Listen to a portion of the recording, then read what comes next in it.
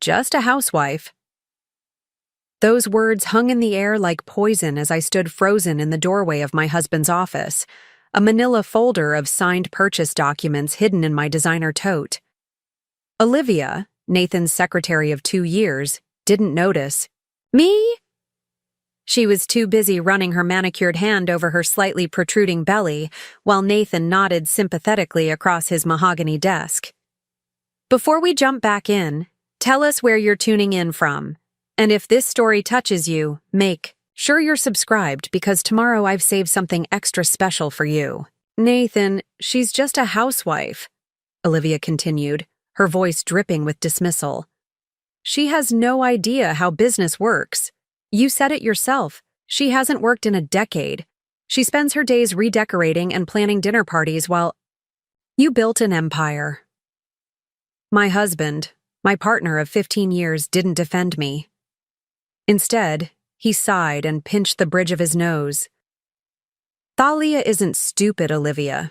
She just lives in a different world. I've kept her comfortable, protected." I clutched the folder tighter, the irony of the moment almost making me laugh out loud. If only they knew I had just left the bank where I'd finalized the private purchase of the Harrington building, the very building housing Nathan's precious Miller Development Group offices. The building he'd been trying desperately to buy for months. My phone vibrated silently in my pocket. Diana Rodriguez, my lawyer, confirming the transaction was complete. I didn't need to check it. I already knew. I backed away silently, neither of them ever realizing I had been there. In my car, I placed the folder carefully on the passenger seat and started the engine of my understated luxury sedan. My hands didn't shake. My breathing remained even. The calm that enveloped me wasn't from shock. It was from confirmation. The pieces had finally fallen into place. My name is Thalia Everett Miller, and until 3 months ago, I believed I was living the American dream. I grew up in Westlake, a coastal city with enough charm to keep tourists coming but enough industry to keep the economy strong. My parents were educators who raised me to believe that intelligence was my greatest asset. I graduated with honors, earned my MBA from Northwestern, and landed a coveted position at Lancaster Financial, where I specialized in commercial real estate investments. That's where I met Nathan Miller, ambitious, charismatic, determined to make his mark on the world through his development company.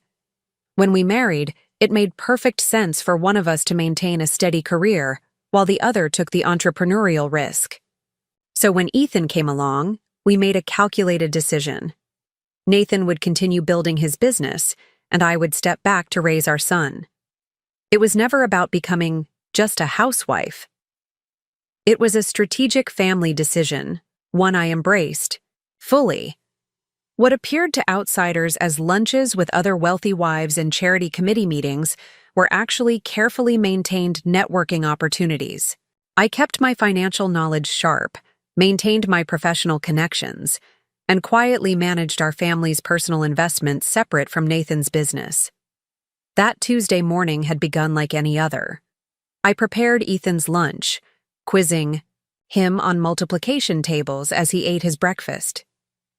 After dropping him at Westlake Preparatory, I stopped for coffee at Blue Water Cafe, where I noticed Nathan's business partner, Thomas Warren, having an intense conversation with a man I recognized. As a local bank executive, "The Harrington deal is slipping through your fingers," the banker was saying.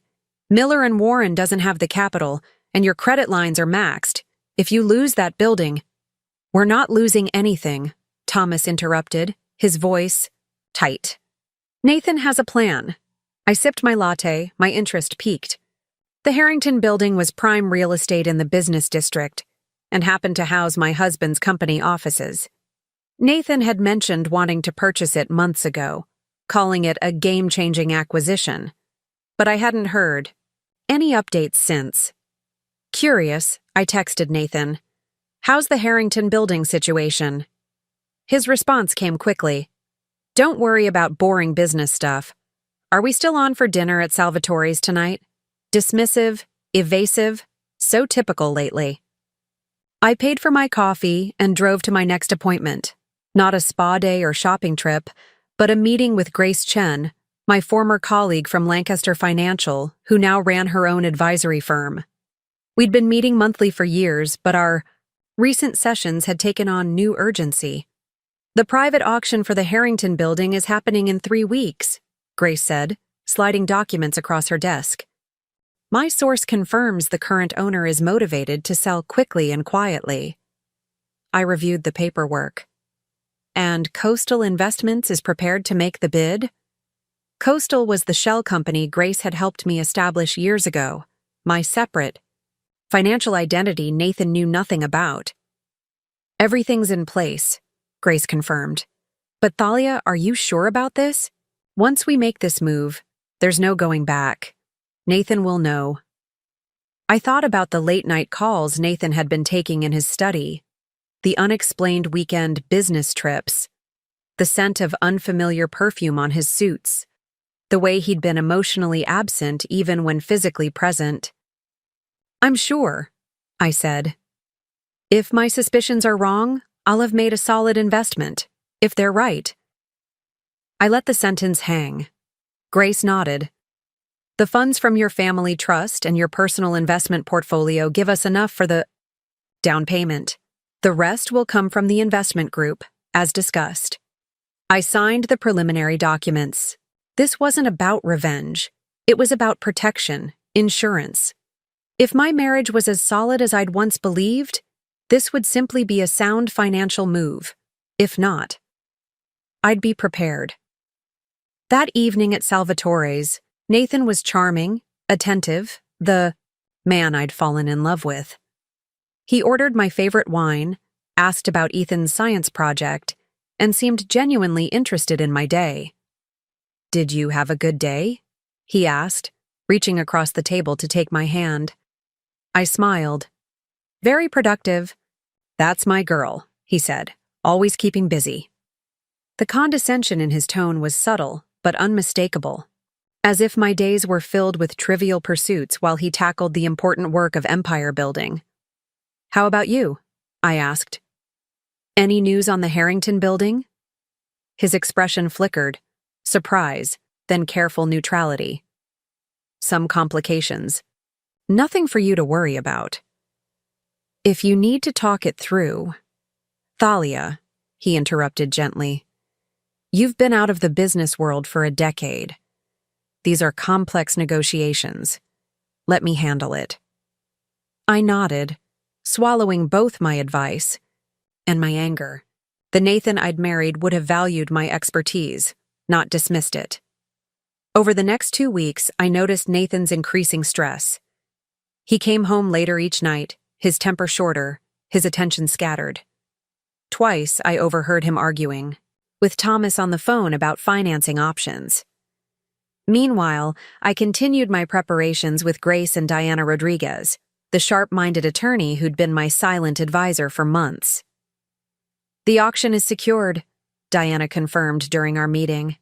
At her office, Coastal Investments is positioned as the primary bidder.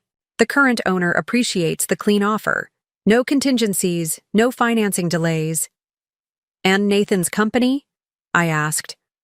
Diana's expression was carefully professional. "Miller and Warren Development submitted a bid, but it's contingent on financing. They haven't secured. The owner isn't interested in waiting." Preparing and narrating this story took us a lot of time, so if you are enjoying it, subscribe to our channel. It means a lot to us. Now back to the story. I nodded, feeling a strange mixture of sadness and vindication. "What happens after we acquire the building?" "As the new owner, you'll have several options," Diana explained. "You could maintain their current lease, negotiate new terms, or give notice to vacate," I finished. "Yes. But that decision doesn't need to be made immediately." On the day of the auction, I told Nathan I was taking Ethan to visit my parents for the weekend. Instead, I dropped Ethan with my trusted friend Marisa and checked into the Westlake Grand Hotel, where I waited for news from Diana. At 3:47 p.m., my phone buzzed with a text. "Coastal Investments has secured the Harrington building. Congratulations. On your new acquisition. I ordered room service champagne and toasted my reflection in the mirror. Phase 1 complete. The following Monday, I returned to my routine as if nothing had changed. Nathan remained oblivious, though increasingly agitated about business matters. When he canceled our anniversary dinner citing an emergency meeting with investors, I didn't protest. Instead, I used the opportunity to access his home office. We'd always respected each other's spaces, but the rules had changed. It didn't take long to find what I was looking for, a small velvet box hidden in his desk drawer. Not for me, as our anniversary would have warranted, but containing a pair of emerald earrings with a small card. For my Olivia, who gives me strength. And beside it lay a sonogram image dated 3 weeks earlier. I photographed everything, returned the items exactly as I'd found them, and closed the drawer. No tears came, only a cold clarity. The next morning, I dressed with particular care. A sleek charcoal pantsuit I hadn't worn in years, subtle makeup, my grandmother's pearls. After dropping Ethan at school, I drove downtown to the Harrington building for my appointed meeting with the property management company. That's when I overheard Olivia's dismissive words. That's when I learned exactly what my husband thought of me. Just a housewife he had kept comfortable.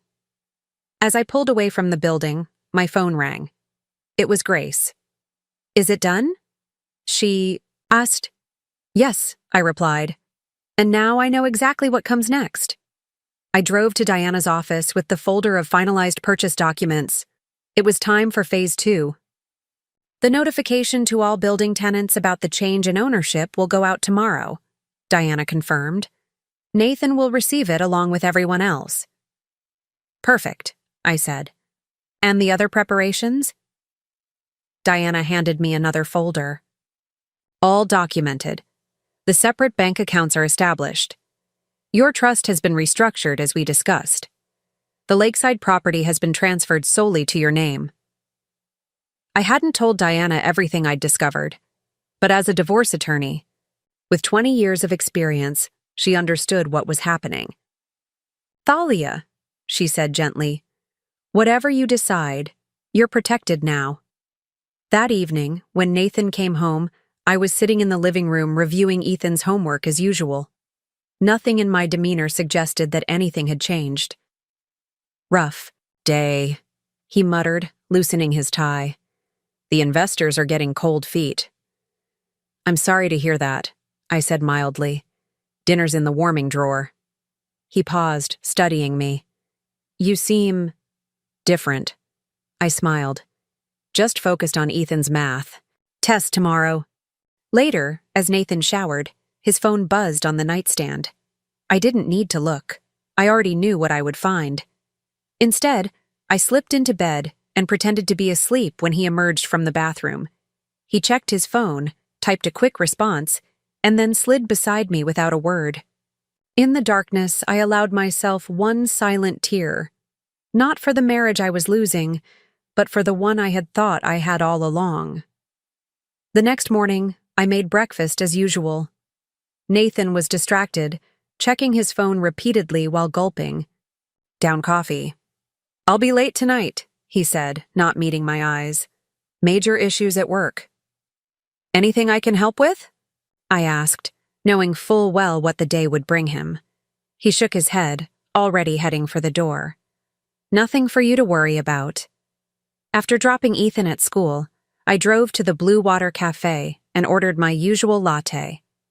At precisely 10:30 a.m., my phone rang, Diana's office. "It's been delivered," her assistant confirmed. All tenant notifications were sent by courier this morning. I sipped my coffee and waited. At 10:47, my phone lit up with Nathan's name. I let it ring through to voicemail. A text followed immediately. "Call me. Emergency." I finished my coffee, paid the bill, and drove unhurriedly to Diana's office where we had scheduled an 11:30 meeting. My phone continued to buzz with Nathan's increasingly frantic messages. "Thalia, someone bought the Harrington building. We need to talk. Are you ignoring me? This is serious." Call me immediately. At Diana's office, I finally returned his call, putting it on speaker so Diana could witness the conversation. Nathan, hi. Sorry, I was in a yoga class. What's going on? What's going on? He nearly shouted. The building's been sold. Some investment group no one's ever heard of. We could be evicted, Thalia. Do you understand what that means for the company? That sounds stressful, I replied calmly. When did this happen? I just got the notice an hour ago. I'm trying to reach the new owners, but no one knows anything about Coastal Investments. It's like they appeared out of nowhere. I caught Diana's eye. She gave me a small nod. Coastal Investments? I repeated. That sounds familiar. A pause. How would you know anything about them? Nathan, I said quietly, we need to talk, but not over the phone. Meet me at Westlake Grand, room 7112, 1 hour. I don't have time for… Make time, I interrupted, then ended the call. Diana handed me a folder containing copies of everything: the property purchase documents, the financial records I'd gathered, photos of the gifts and sonogram, bank statements showing suspicious withdrawals from our joint accounts. Are you sure about this approach? She asked. We could proceed directly with divorce filings. I shook my head. I want to see his face when he realizes who he's been dismissing all these years. When I arrived at the hotel room, I arranged the documents carefully on the desk. I wore the same power suit from the day before, my armor, for the conversation ahead. Nathan arrived 17 minutes late, his face flushed with agitation.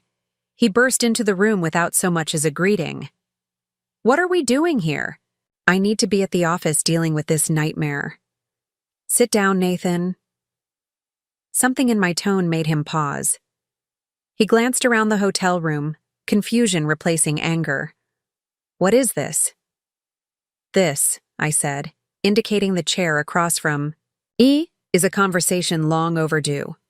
He sat reluctantly, loosening his tie. Thalia, I don't have time for mystery games. The company is in crisis. Yes, I know. I slid the property purchase document across the desk. Coastal Investments. Does the name still just sound familiar? He glanced at the document, then back at me, uncomprehending. I'm Coastal Investments, Nathan. The color drained from his face. What? I purchased the Harrington building 3 days ago. The deed transferred yesterday.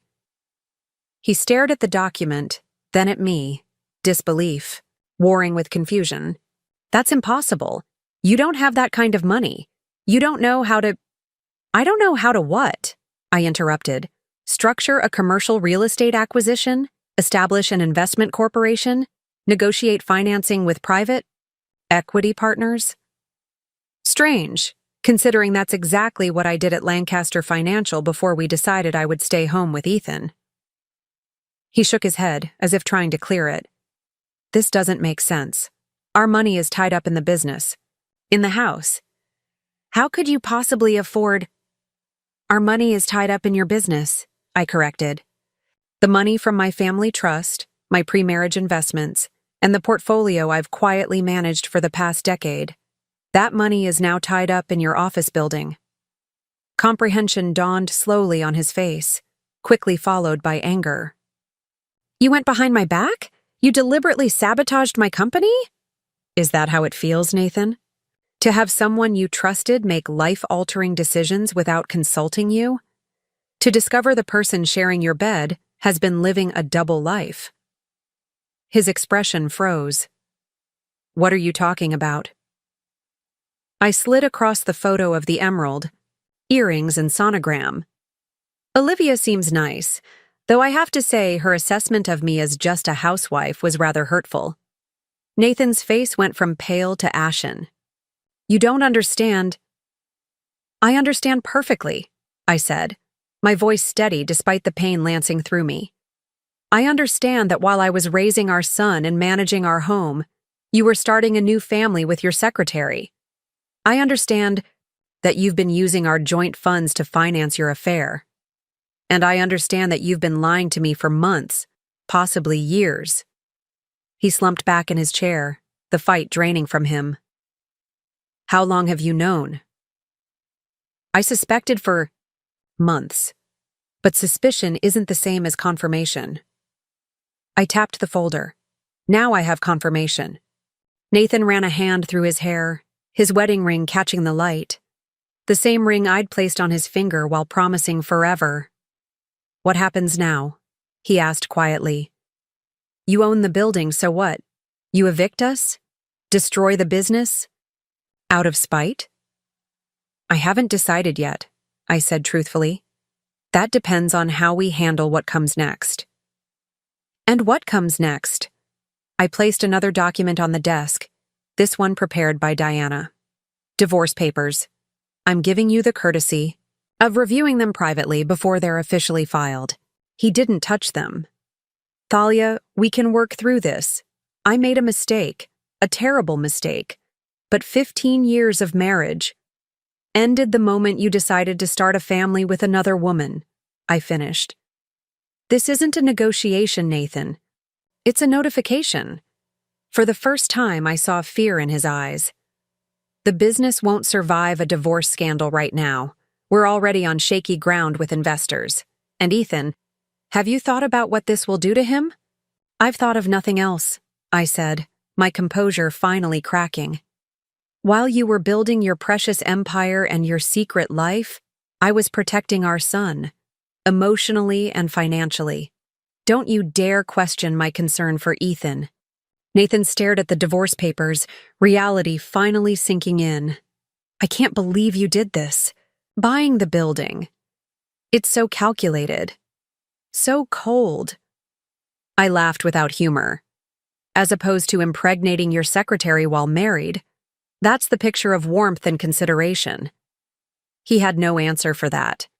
You have 24 hours to review these papers with your attorney, I said, standing. After that, Diana files them with the court. As for Miller and Warren's lease, you'll receive formal communication about that next week. I gathered my belongings, leaving the documents on the desk. Nathan remained seated, looking suddenly smaller than the larger-than-life businessman I'd married. At the door, I paused. One more thing, Nathan. He looked up, his expression hollow. When you and Olivia were discussing me yesterday, when you called me protected and comfortable, you should know I heard every word. I was standing in your doorway, holding the building purchase documents you thought were beyond my capability to understand. His eyes widened with the realization. I was never just a housewife, I said quietly. I was your partner, your equal. You just forgot that somewhere along the way. I closed the door behind me, walked to the elevator, and pressed the button for the lobby. My hands weren't shaking. My breathing remained even. The future stretched before me, uncertain, but undeniably mine. As I drove home, my phone buzzed with a text from Grace. Next steps? I smiled. There would be challenges ahead. Telling Ethan, navigating the divorce, rebuilding my professional identity. But for the first time in months, I felt completely clear about who I was and what I was capable of. I typed my response, moving forward. The afternoon sun streamed through the windows of Lake Haven, my family's cabin nestled in the pines 30 miles outside Westlake. I sat on the deck, laptop open, reviewing documents that told the story of my marriage's slow unraveling and my methodical response to it. This quiet retreat, a property Nathan had always seen as a sentimental indulgence rather than an asset, had become my war room over the past 4 months. It had all started with a misplaced receipt. I found it while organizing Nathan's closet. During our annual spring cleaning ritual, a habit he teased me about but secretly appreciated. The small slip of paper had fallen from his suit jacket pocket, a hotel charge from the Westbrook downtown. Room service for 2, champagne, and a substantial spa credit. The date caught my attention immediately. February 14th, Valentine's Day, a day Nathan had claimed to be stranded in Seattle due to weather delays.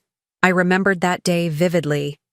I'd prepared an elaborate dinner for when he returned home, only to receive his apologetic call about canceled flights. I'd eaten alone, sent him photos of his Valentine's gift, and listened patiently as he lamented missing our tradition, all while he was minutes away, in a luxury hotel suite with someone else. I slipped the receipt back exactly where I'd found it and closed the closet door. That night, I lay beside my husband, studying his sleeping profile in the dim light filtering through our curtains, and made a decision. I would not react. Not yet. I needed to know more. The next morning, I woke before dawn and made a call to an old friend from business school, Meredith Hawkins, now a private investigator specializing in financial fraud. "Thalia Everett," she'd exclaimed. "It's been ages. What's the occasion?" "I need your professional services," I said quietly, standing in our backyard garden where Nathan wouldn't overhear. Discretion is essential. Over coffee at a cafe 20 miles from Westlake, I explained my suspicions. Meredith listened without judgment, nodding occasionally, taking minimal notes. "Do you want surveillance?" she asked finally. "Photos? Evidence of the affair?" I shook my head. "No. I need information about our finances. Every account, every transaction, every asset, including ones I might not know about." Meredith raised an eyebrow. "That's not the typical request when infidelity is suspected." "I'm not interested in catching them together," I explained. "I want to understand exactly where we stand financially before making any decisions." And so began the systematic audit of my married life. While maintaining my daily routines, Ethan's school activities, household management, community engagements, I was simultaneously building a comprehensive picture of our true financial situation. The results were illuminating. Nathan had indeed been withdrawing funds from our joint accounts, small amounts at first, then increasingly larger sums. He'd opened a separate credit card I hadn't known about, with charges at jewelry stores, upscale restaurants, and weekend getaways. Most concerning, he'd taken a second mortgage on our vacation property in Aspen without my knowledge, forging my signature on the documents. When I confronted Meredith with this discovery, she nodded grimly. "It's more common than you'd think. Spouses falsifying signatures, especially when they handle most of the financial matters." "I have an MBA," I reminded her. "Nathan doesn't handle our finances. We establish them together." "And yet," she pointed out gently, "when was the last time you reviewed your investment portfolios? The property titles? The business holdings?" She was right, of course. Somewhere along the way, I'd relinquished financial oversight to focus on family life. It was a gradual surrender I hadn't even noticed happening. No more. With Meredith's help, I began restructuring my financial life. First, I established a separate bank account at a different institution than the one Nathan and I used, transferring funds from my personal inheritance that had remained untouched in our joint portfolio. Next, I contacted my family's longtime attorney, requesting copies of my parents' trust documents, the trust that had provided my initial investment in Nathan's business. What I discovered sent a chill through me. The terms of my parents' trust specified that any business investment made with trust funds would remain solely in my name, with profits shared according to specific terms. Nathan had never formally purchased my shares as he'd claimed. Instead, he'd simply started operating as if he were the sole owner, redirecting my profit disbursements back into the company without proper documentation. In other words, I still owned 30% of Miller & Warren Development Group. "This is significant," Diana Rodriguez told me during our first consultation. I'd sought her out specifically because she specialized in high-asset divorces and had a reputation for meticulous attention to detail. "Have you confronted him about this discrepancy?" "Not yet," I said. "I want to understand the full picture first." Diana nodded approvingly. "Smart. Most clients come to me after the emotional confrontation, when assets have been hidden or moved. You're giving us a strategic advantage." Over the next weeks, I met with Diana in carefully scheduled appointments that appeared on my calendar as yoga class or volunteer committee. Together, we mapped out a comprehensive plan to secure my financial future regardless of what happened with my marriage. The goal isn't to punish Nathan, I explained to Diana. It's to protect myself and Ethan. Even so, Diana cautioned, once Nathan realizes what you've discovered, he may become defensive, even hostile. Men like your husband, successful, controlling, don't respond well to losing the upper hand. I thought about Nathan's reaction. When his business plans were challenged, his thinly veiled condescension when I offered advice, his increasing secrecy about company matters. Diana was right. His ego wouldn't allow him to accept defeat gracefully, which is why I needed leverage. The Harrington Building opportunity emerged during a casual lunch with Grace Chen. We'd maintained our friendship since our days at Lancaster. Financial, meeting monthly to discuss investment strategies, one of the few professional connections I'd preserved after becoming a full-time mother. The Harrington's coming up for private sale, Grace mentioned while we reviewed portfolio performances. Prime commercial property, fully leased, excellent location. The owner's relocating to Europe and wants a quiet, quick transaction before announcing publicly. Isn't that where Nathan's offices are located? She added, watching my expression. Carefully. I kept my face neutral. Yes, it is. Nathan mentioned wanting to purchase it eventually. Grace leaned forward. The current owner's asking price is aggressive but fair, given the market. If Nathan's company is interested, they should move quickly. I stirred my tea thoughtfully. What would it take for a private investor to acquire it instead? Grace's eyes widened slightly before her professional mask returned. Hypothetically, approximately 30% down, with financing for the remainder. The right investor, group could make it happen within weeks. That evening, I casually asked Nathan about his expansion plans over dinner. Any progress on buying the Harrington Building? I kept my tone light, conversational. Nathan frowned, swirling his wine. Market's not right. We're focusing on the Riverside development instead. A smooth lie, delivered without hesitation. I wondered how many similar falsehoods I'd accepted over the years, mistaking his confidence for truth. The next day, I visited my parents' lake house alone. In the small home office that had once been my father's refuge, I opened the ancient safe hidden behind a landscape painting, a hiding place Nathan had always found amusingly old-fashioned. Inside lay documents my father had insisted I keep separate from my married finances, certificates for investments he'd made on my behalf, the deed to Lake Haven, solely in my name, and an insurance policy worth significantly more than Nathan knew. I photographed everything, then carefully returned the documents to their hiding place. These weren't just financial instruments. They were my safety net, my insurance against the worst-case scenario that was looking increasingly likely. Back in Westlake, I scheduled another meeting with Grace, this time at her office rather than our usual restaurant.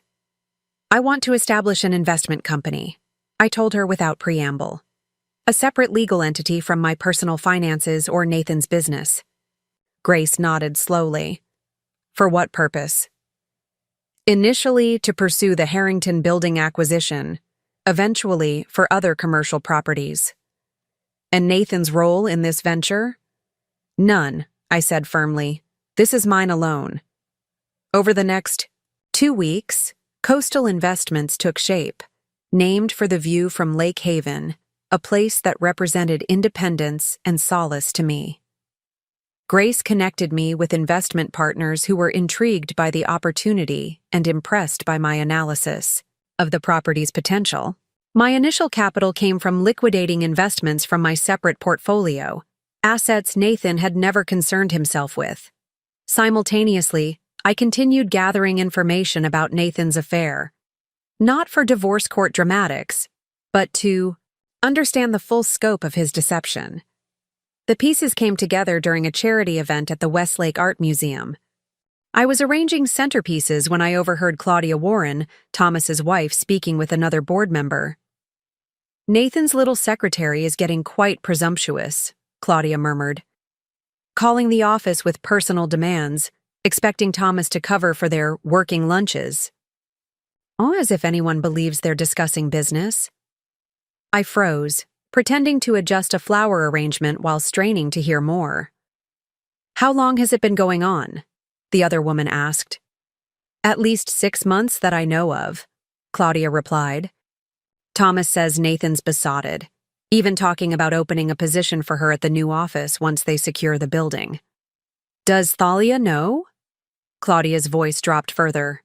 "Thomas says she's completely in the dark. Poor thing thinks she's living the perfect life while Nathan's planning his exit strategy." Exit strategy. The words echoed in my mind as I excused myself to the restroom, locking the stall door before allowing my hands to shake. Not just an affair, then. Something more calculated, more permanent. That night, I accessed Nathan's email while he showered. Something I'd never done before, a boundary I'd respected throughout our marriage.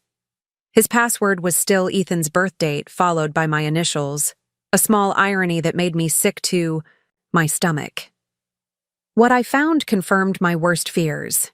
Emails arranging viewings of apartments downtown, discussions with his personal attorney about asset division strategies, and most damning, a message to Olivia about making arrangements once.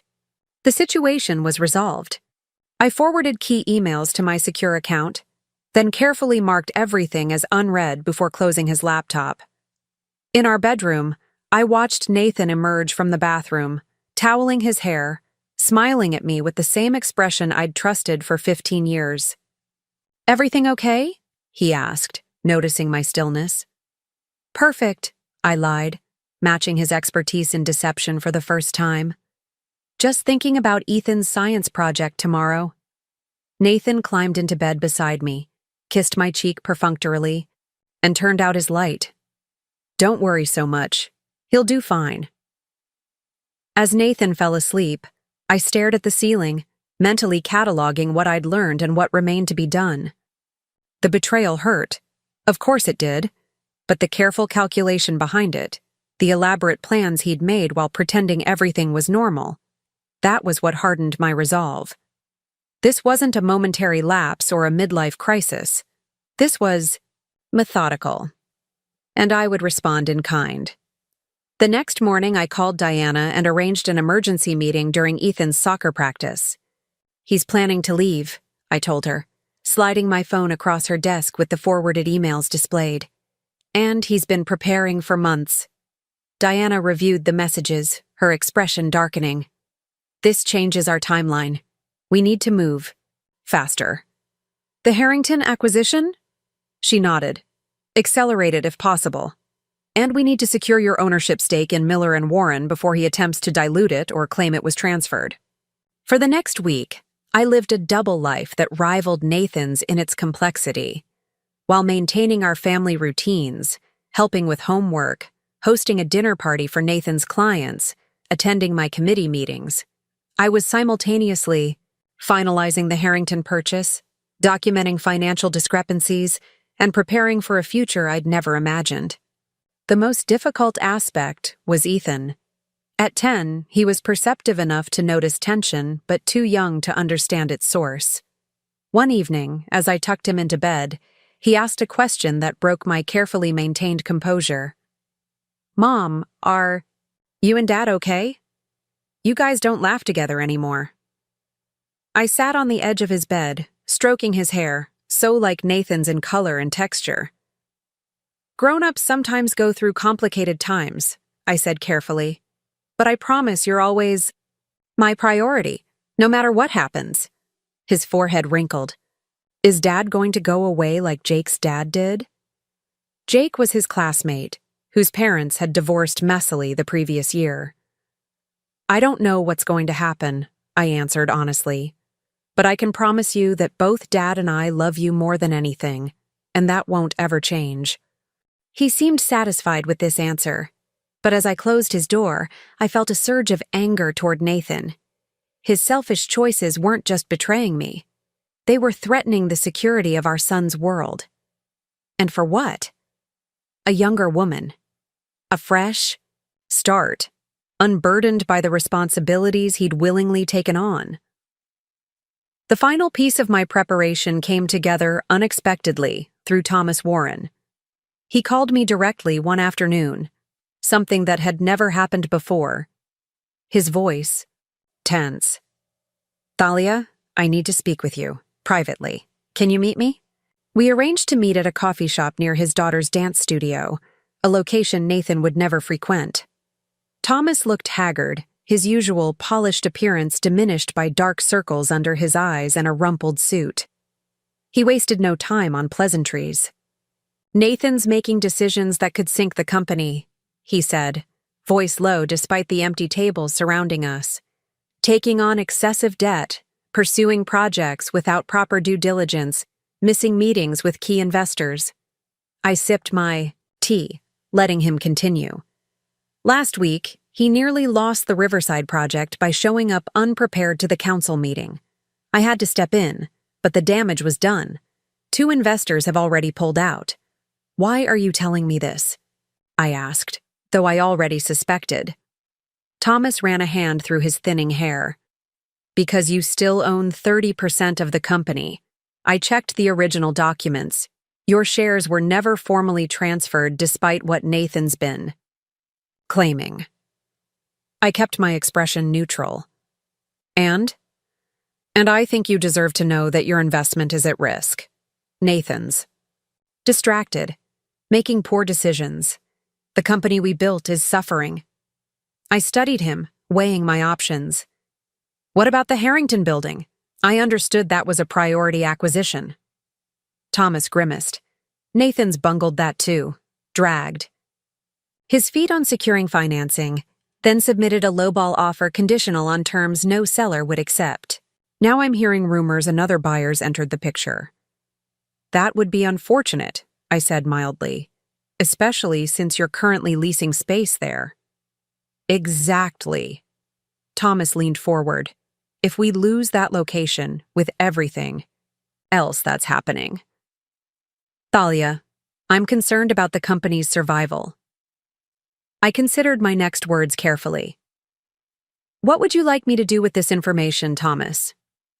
He hesitated. "Talk to Nathan. As his wife, maybe he'll listen. To you. Make him see reason before it's too late." I almost laughed at the irony.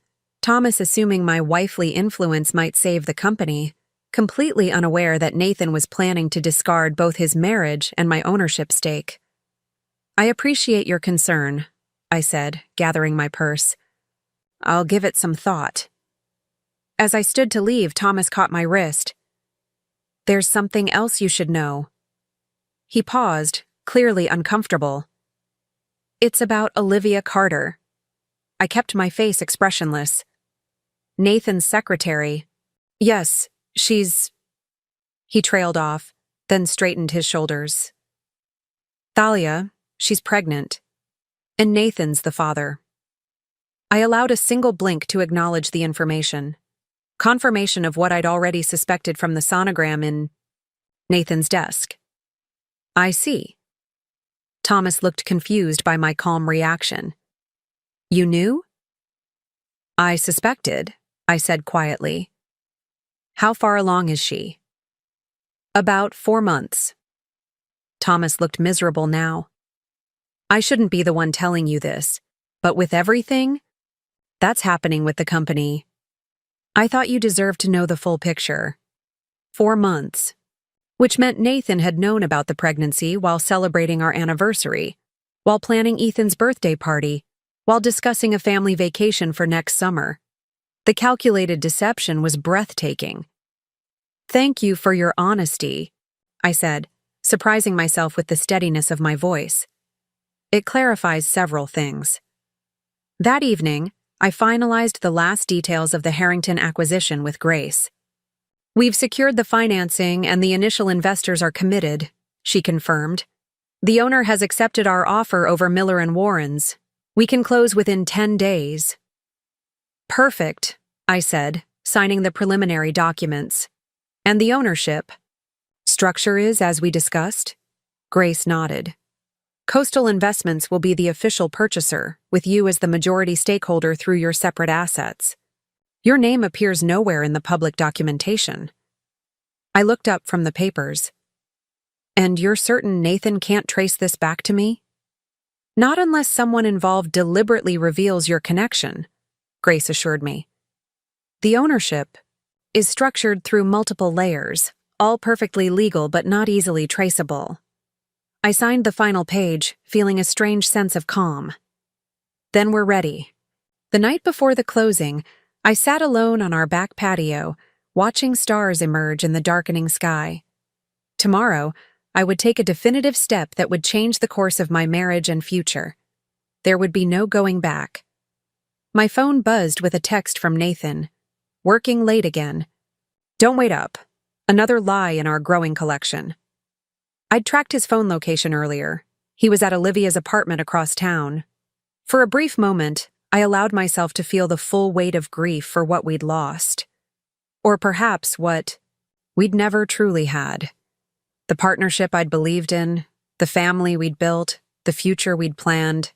All of it constructed on a foundation far more fragile than I'd realized.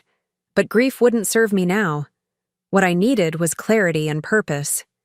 I texted back a simple okay and went inside to prepare Ethan's lunch for tomorrow, write a note for his field trip permission slip, and review the final Coastal Investments documents once more. The woman Nathan thought he knew, the accommodating wife, the background supporter of his ambitions, the comfortable homemaker, was a role I'd played while losing sight of my own capabilities. But she wasn't the complete truth of who I was.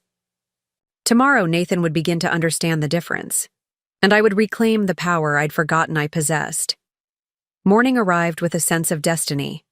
I dressed with particular care, not in my usual casual elegance, but in a sharply tailored suit I'd purchased for this specific occasion.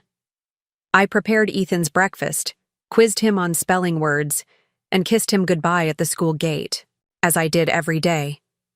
"I love you, Mom," he called, waving from the entrance. "Love you more," I replied, our daily ritual unchanged despite everything shifting beneath the surface. From the school, I drove directly to the bank where Grace was waiting with the final paperwork for the Harrington Building acquisition. The transaction itself was almost anticlimactic. Signatures on documents, electronic transfers confirmed, handshakes with investors I'd persuaded to join this venture. "Congratulations, Ms. Everett," the bank officer said, using my maiden name, another detail I'd carefully arranged. "You're now the primary owner of one of Westlake's premier commercial properties." I accepted the congratulations with a polite smile, but my mind was already racing ahead to what would come next. I had the leverage I needed. Now it was time to use it. As I drove to the Harrington Building to meet with the property management company, I felt a strange lightness. For months, I'd been carrying the weight of Nathan's betrayal, the uncertainty of my future, and the careful orchestration of my response. Now, action had replaced preparation. Whatever happened next, I was ready. And then I overheard them, Nathan, and Olivia in his office, dismissing me as just a housewife, while I stood silently in the doorway, the building's ownership documents in my hand. The final confirmation I needed. I wasn't fighting to save my marriage. I was fighting for myself, for Ethan, and for the future Nathan had planned to take from us. As I left the building, heading toward Diana's office with renewed determination, my phone buzzed with a text from Grace. "Congratulations on your new acquisition. What's next?" I smiled, thinking of the confrontation to come.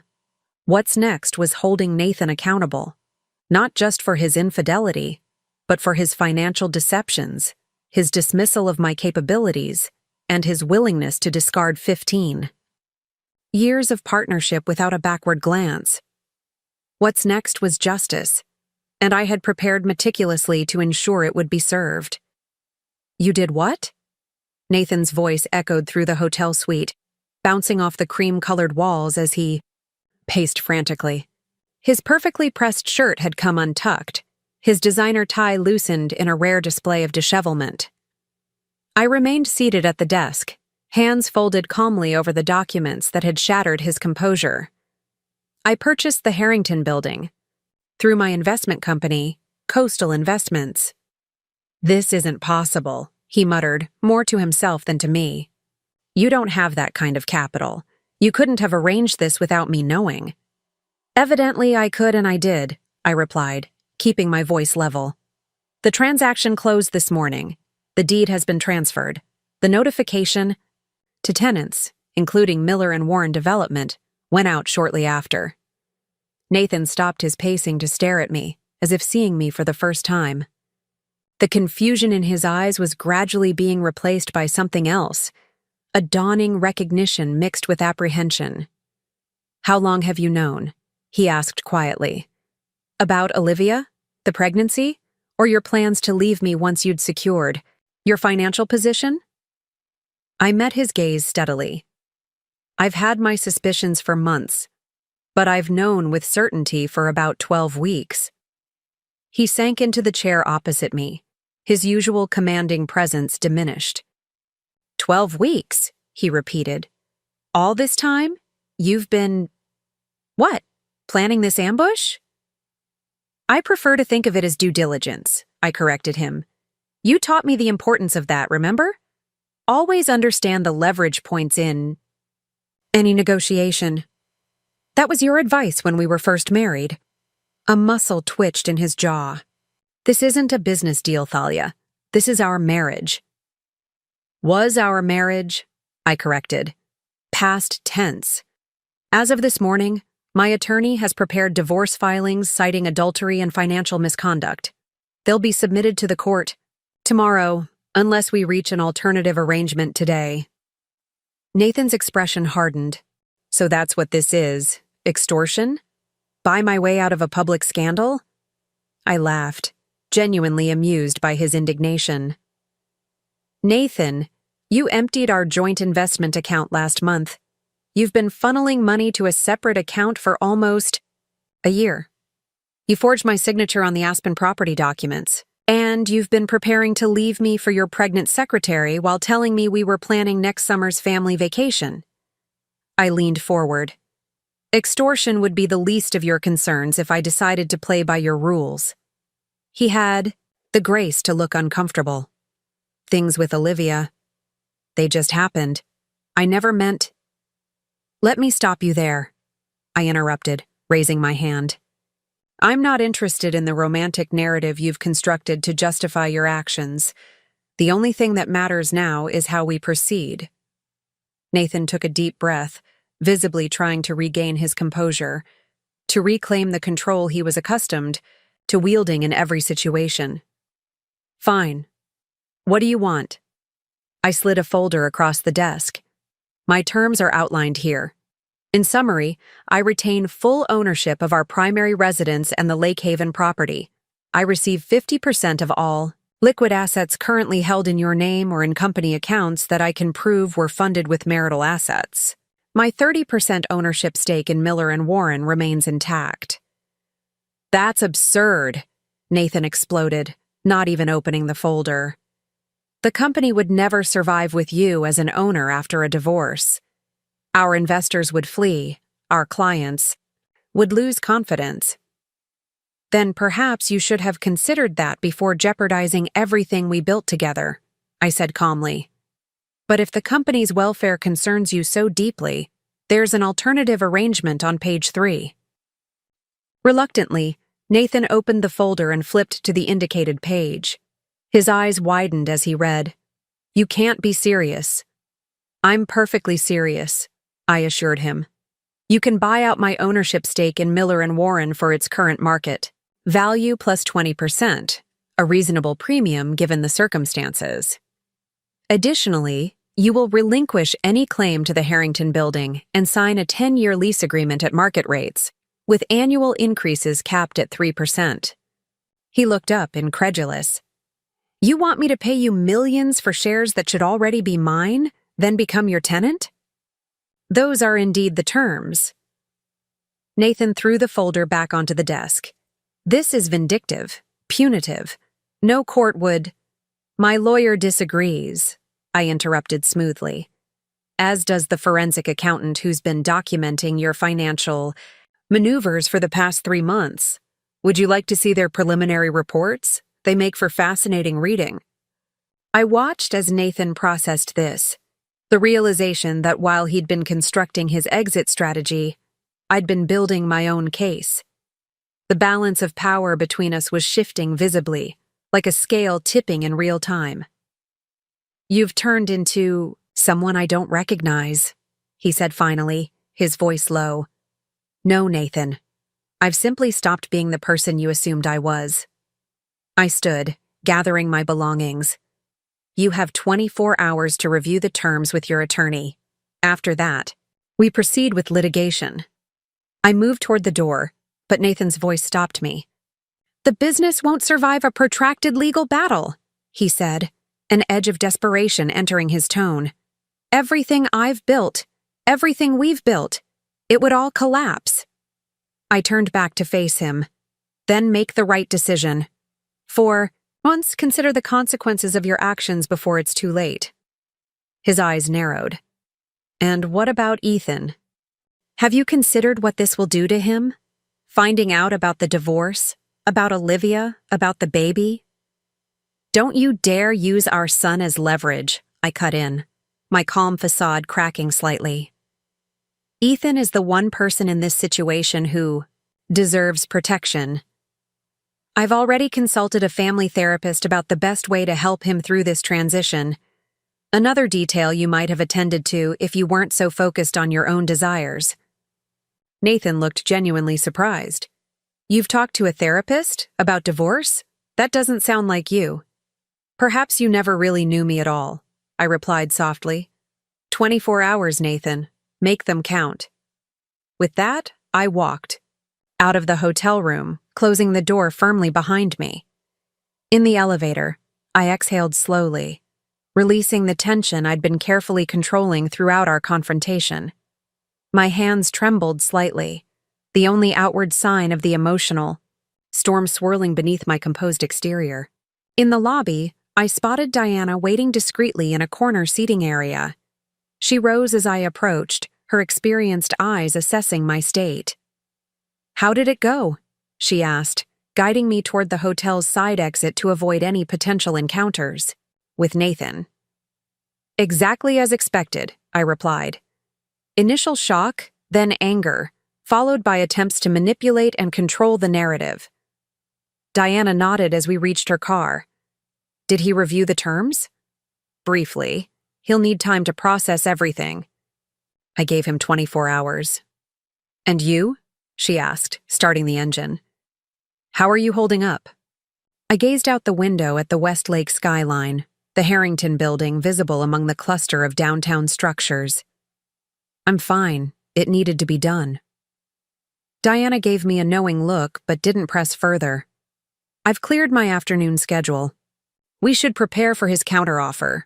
He won't accept our terms without a fight. I know, I said, but he has less leverage than he thinks. At Diana's office, we spent the next 3 hours anticipating Nathan's potential responses and preparing counter-strategies. Despite my exhaustion, I found clarity in the tactical discussion. This was familiar territory from my business days, the careful chess game of negotiation and position. He'll try to minimize the affair, Diana predicted, making notes. Claim it was a momentary lapse, that Olivia pursued him, that he was under stress from business pressures. I nodded. And when that fails, he'll pivot to financial arguments, claiming, I'm being unreasonable, that the company's valuation is inflated, that my contribution to his success was minimal. Exactly, Diana agreed. Men like Nathan rarely accept responsibility. They look for external factors to blame. By late afternoon, we had anticipated every likely scenario and prepared our responses. I felt mentally drained but oddly empowered. For the first time since discovering Nathan's betrayal, I was dictating the terms rather than reacting to his choices. What about Ethan? Diana asked as we wrapped up. When will you tell him about the separation? I sighed, the weight of motherhood pressing heavily on my shoulders. Not until things are settled with Nathan. I want to present a united front if possible, spare him the ugliest details. And if Nathan doesn't cooperate with that approach? My expression hardened. Then he'll confirm everything I now believe about his character, and I'll protect Ethan. On my own. Diana studied me, a hint of admiration in her gaze. You know, most clients come to me broken, seeking revenge or trying to salvage what's left of their self-worth. You're different, methodical, clear-headed. I don't have the luxury of falling apart, I said simply, not with Ethan depending on me. As I left Diana's office, my phone buzzed with a text from Grace. Management company reports Miller & Warren has requested an emergency meeting about their lease. Shall I attend on your behalf? I smiled slightly. Nathan was already making moves, trying to circumvent me by dealing directly with the property managers. No need, I replied. They'll need to speak with the owner directly. I'll handle it tomorrow. That evening, I picked up Ethan from his after-school program, maintaining our normal routine despite the seismic shifts occurring in my life. He chatted about his science project, a basketball game at recess, and his upcoming field trip. I listened attentively, cherishing these mundane details of his world, a world I was fighting to keep stable despite its crumbling foundation. Is Dad coming home for dinner? Ethan asked as we pulled into our driveway. I hesitated, then decided on partial honesty. Not tonight, sweetheart. He's dealing with some important business matters. Ethan nodded, accepting this explanation without question. He was accustomed to Nathan's frequent absences for work. We prepared dinner together, played a board game, and followed our usual bedtime routine. Only after he was asleep did I allow myself a moment of grief, sitting alone in the kitchen with a glass of wine, surrounded by the trappings of a family life that had been partially illusory all along. My phone buzzed again. Nathan. We need to talk. Things with Olivia aren't what you think? I stared at the message, noting the absence of any mention of our earlier conversation or the terms I'd presented. Typical Nathan, trying to control the narrative, redirect focus to what he considered the central issue. I didn't respond. At 11:37 p.m., another text arrived. I'm meeting with my lawyer first thing tomorrow. This doesn't have to get ugly, Thalia. The implied threat was clear. Cooperate, on his terms, or face a legal battle. I forwarded both messages to Diana without comment and went to bed, though sleep proved elusive. Morning brought a flurry of activity. After dropping Ethan at school, I received a call from the Harrington Building's property manager. Ms. Everett, I understand you're the new owner, he began, sounding slightly flustered. I've received multiple calls from Miller & Warren Development, specifically from Mr. Miller, requesting an urgent meeting about their lease terms. Yes, I was expecting this, I replied calmly. Please direct all such inquiries to me personally. Going forward, I'll be at the building at noon to discuss the situation. Next came a call from Thomas Warren, his voice tense with controlled panic. Thalia, what's happening? Nathan says you've purchased the Harrington building through some shell company. Is that true? It's not a shell company, Thomas. It's a legitimate investment firm I established. And yes, Coastal Investments now owns the building. A moment of stunned silence. But why? Why wouldn't you tell me about this? After I came to you with my concerns about the company? Because Nathan and I are separating, I said simply. And his plans for the company didn't align with protecting my interests. Separating? Thomas sounded genuinely shocked. Since when? Nathan never said anything about... I'm sure there are many things Nathan hasn't shared with you, I interrupted gently. But rest assured, Miller & Warren's tenancy isn't in immediate jeopardy. I have no intention of disrupting business operations. Maliciously.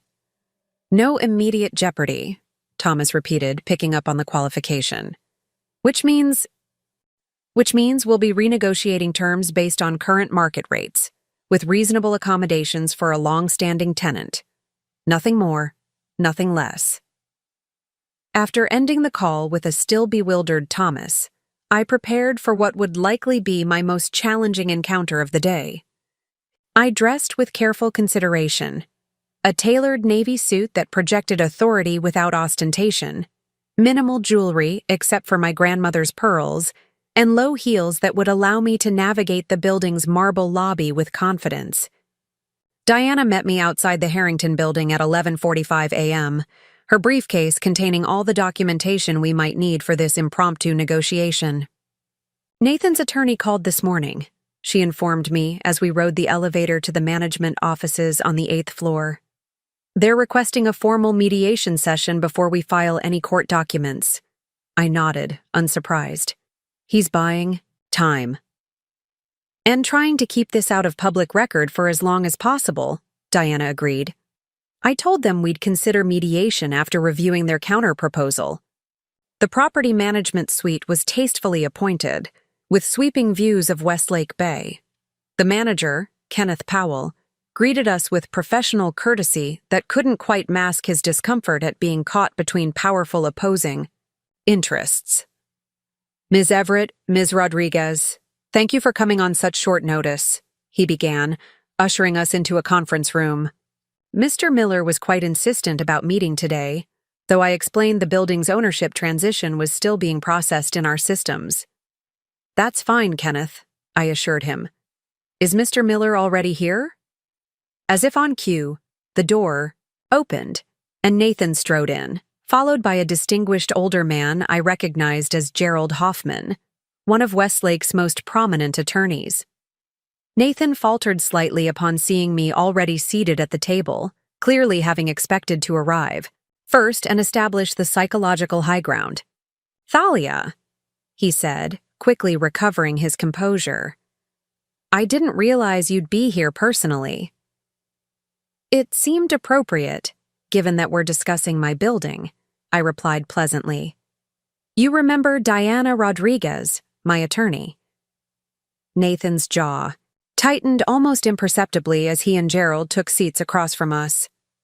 Kenneth Powell positioned himself at the head of the table, visibly uncomfortable with the tension crackling through the room.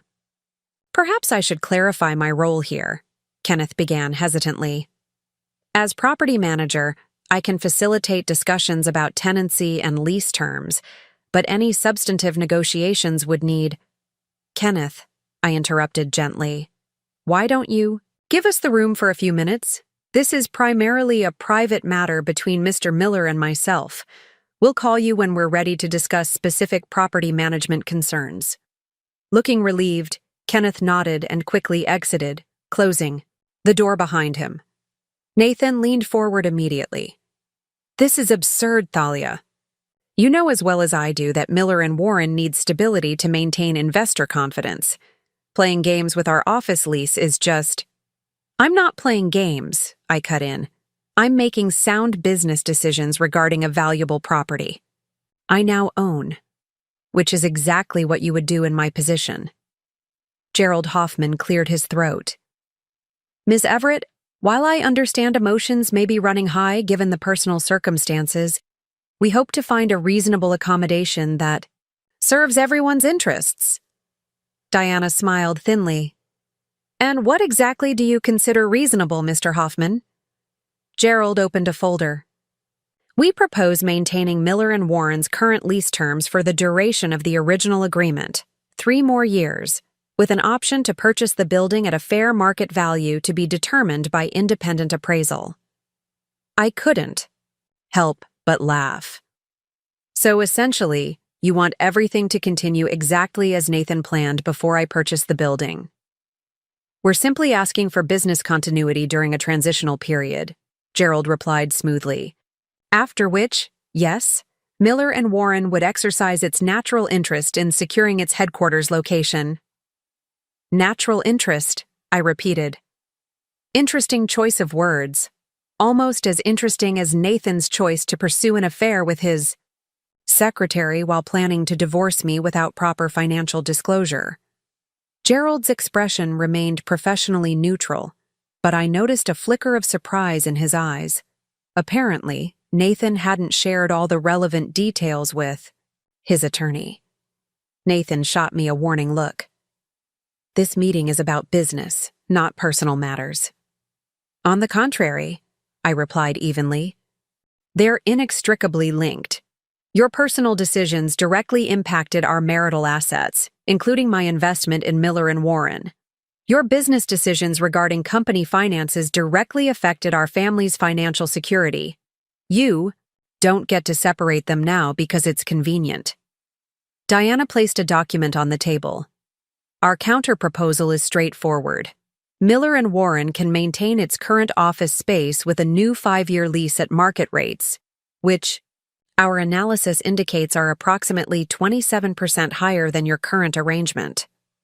Alternatively, you can relocate when your current lease expires in 90 days. Gerald's eyebrows rose. 90 days? The original lease doesn't expire for 3 years.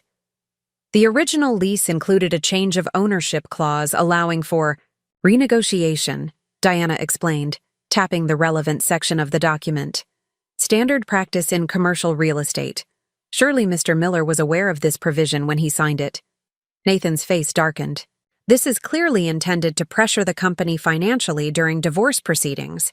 It's transparent and won't look good to a judge. I met his gaze steadily. And how do you think it will look when a judge reviews the financial records? Showing how you've been preparing to divest me of my rightful assets while starting a new family with an employee?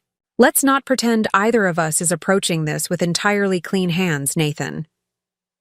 A heavy silence fell over the conference room. For the first time, I saw genuine worry in Nathan's expression. The realization that I wasn't bluffing, that I had both the knowledge and the means to challenge him effectively. Gerald leaned over to whisper something to Nathan, who nodded reluctantly after a moment of consideration. Perhaps we should adjourn this discussion and continue it as part of broader settlement negotiations, Gerald suggested, gathering his papers. This is clearly just one aspect of a more comprehensive conversation that needs to happen. Diana glanced at me, and I gave a slight nod.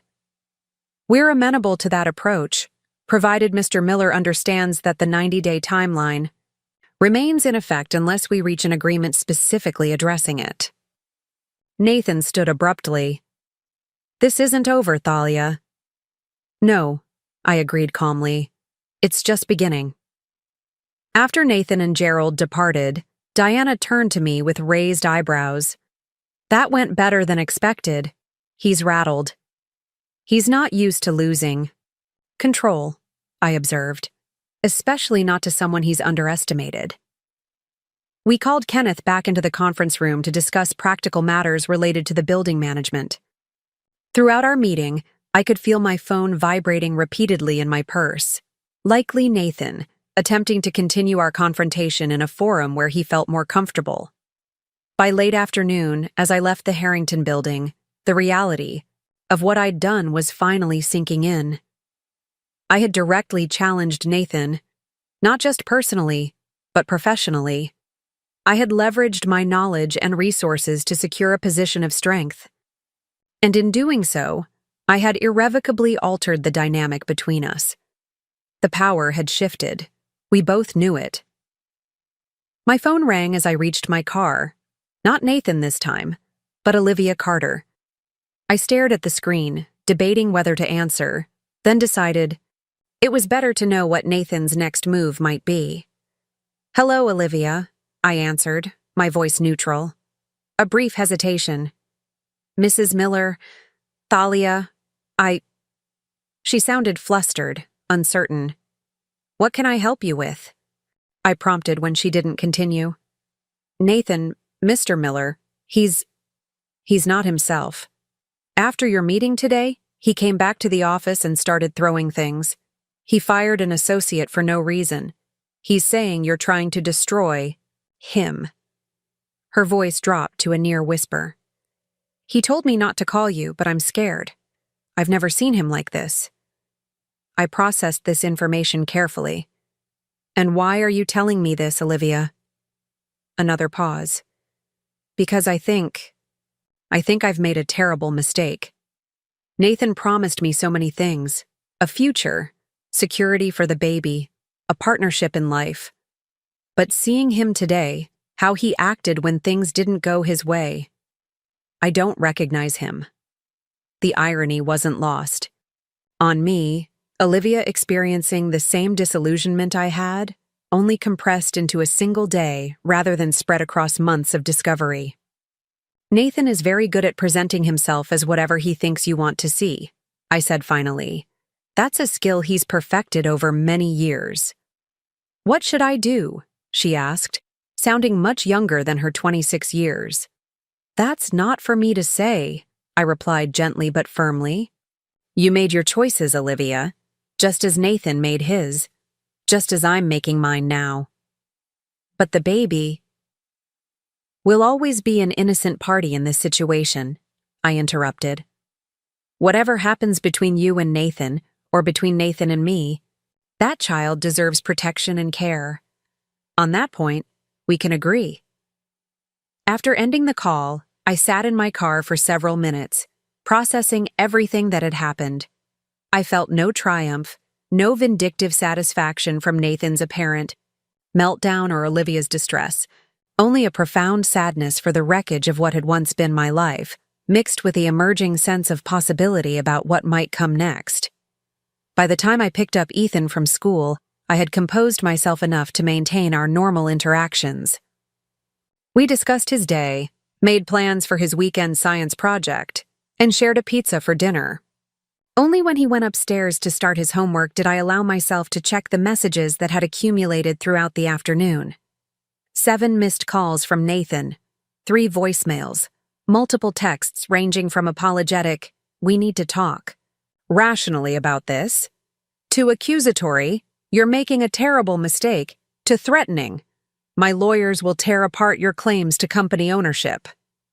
I forwarded everything to Diana without listening to the voicemails or responding to the texts.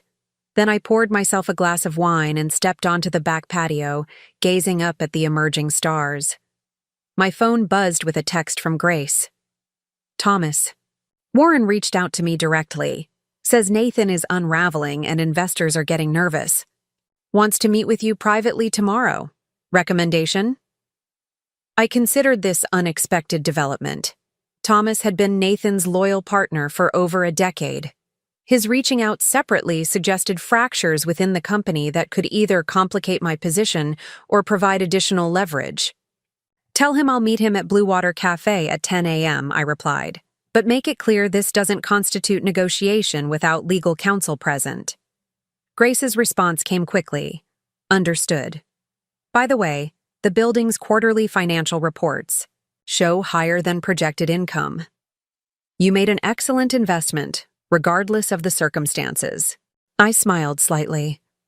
In all the emotional turmoil of confronting Nathan, I'd almost forgotten the purely financial aspect of my decision to purchase the Harrington building. It wasn't just leverage in my personal battle. It was a sound business move that would provide long-term financial security for Ethan and me, regardless of how the divorce proceedings unfolded. That night, as I prepared for bed, I heard my phone ring one final time. Nathan again. This time I answered. What is it, Nathan? It's late. His voice was subdued, lacking the commanding presence he typically projected. We need to talk about this rationally, Thalia, not through lawyers or in ambush meetings. Just you and me, like we used to solve problems together. We're beyond that point, I said quietly. You made sure of that when you decided our marriage was disposable. It wasn't like that, he insisted. Things with Olivia, they just happened. I got caught up in something I didn't expect. But that doesn't erase 15 years together, building a life, raising Ethan. No, it doesn't erase those years, I agreed. But it fundamentally changes what comes next. A long silence. Then, Thomas says you've agreed to meet with him tomorrow. Yes. He thinks you're being reasonable about the building, that we can work something out. Nathan's tone was careful, probing. Is that true? Are you open to finding a solution that doesn't destroy everything I've built? I chose my words deliberately. I'm open to arrangements that fairly recognize my contributions and protect my future interests. Nothing more, nothing less. And what about us? Is there any chance? He trailed off, leaving the question hanging. I closed my eyes, momentarily overwhelmed by the audacity of his implied suggestion.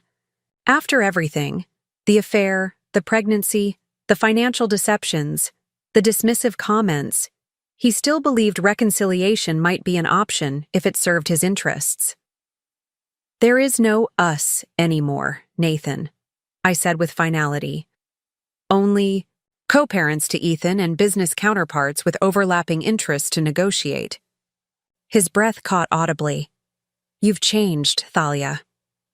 No, I corrected him.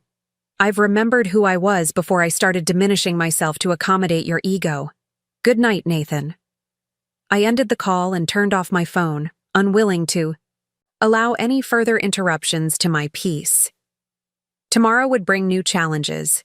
Meeting with Thomas, preparing to tell Ethan about the changes coming to our family, continuing negotiations through Diana. But tonight, I had taken definitive control of my narrative. The woman Nathan had dismissed as just a housewife had become his most formidable adversary. And we both knew it was just the beginning. The Blue Water Cafe hummed with mid-morning activity, business meetings, friends catching up, solitary workers hunched over laptops. I arrived 15 minutes early for my meeting with Thomas, selecting a corner table that offered both privacy and a clear view of the entrance. The familiar environment felt surreal now, as if I were visiting a location from someone else's life, rather than a place I'd frequented for years. I ordered a latte and reviewed my notes from the previous day's confrontation with Nathan. Diana had advised me to maintain a consistent position. I was open to reasonable accommodation regarding Miller and Warren's tenancy in the Harrington building, but only in the context of a fair divorce settlement that recognized my ownership stake in the company and protected my financial interests. At precisely 10 a.m., Thomas Warren entered the cafe, his searching gaze finding me immediately. He looked haggard, tie slightly askew, strain evident around his eyes. As he approached my table, I noticed his usual confident stride had diminished to something more tentative. Thalia, he greeted me with a stiff nod. Thank you for meeting me.